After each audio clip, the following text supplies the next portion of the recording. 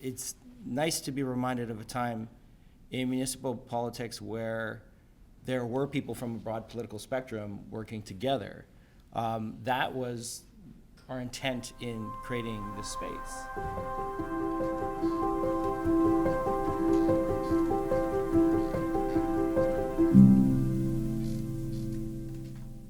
I believe very strongly and powerfully that the greatest challenges are often the ones that we don't see coming, and these complex systems that are often calcified and entrenched in long ways of being and sometimes dysfunction.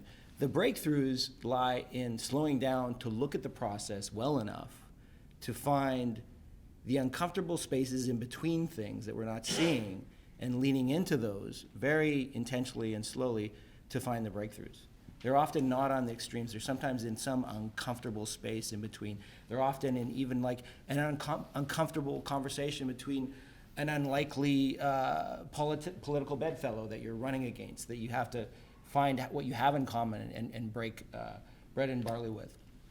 And that's been part of my journey, and looking at the city that we all love so much, like so much, and seeing its challenges and its problems and its lack of community, and to Jen, like admiring so greatly what you understand, that I've always been fascinated by this thing called blue zones, and what you're doing is touching on one of these key factors of what has been studied and is called loosely blue zones. Is we've found about 5 to 10 places in the world where the highest concentration of centenarians live. So people live past 100 over and over again in these places that we colloquially call blue zones. And they did all these studies as to why it is that people live such happy, resilient lives in these communities. And it's not rocket science once you start to study it.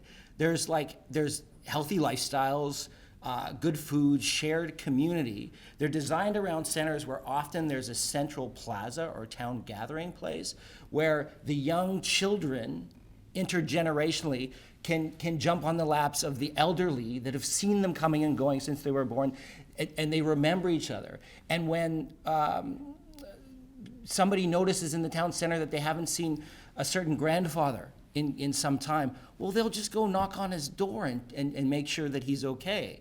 And you have that fabric of community, and it's woven together.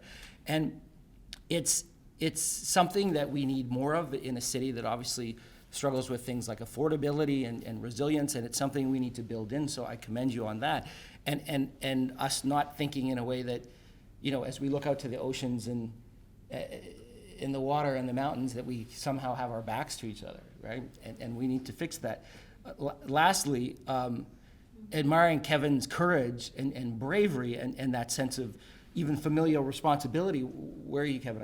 I lost you already. Yeah, around protecting your brother in that moment and going back to get him and knowing that you're responsible for him. And then having also the internal courage to know that you can be a Renaissance person that isn't limited to one great accomplishment in life. It's this sort of cross-partisanship, this interdisciplinary, and this compassion that weave together a great community. And it's something I think we all still believe in here in Vancouver. I know I do. I know I haven't given up. And I thank you all for coming and for being here and being part of a tapestry that cares about civic engagement and cares about how we can build this great city, continue to build this great city together. Thank you very much. Thank you.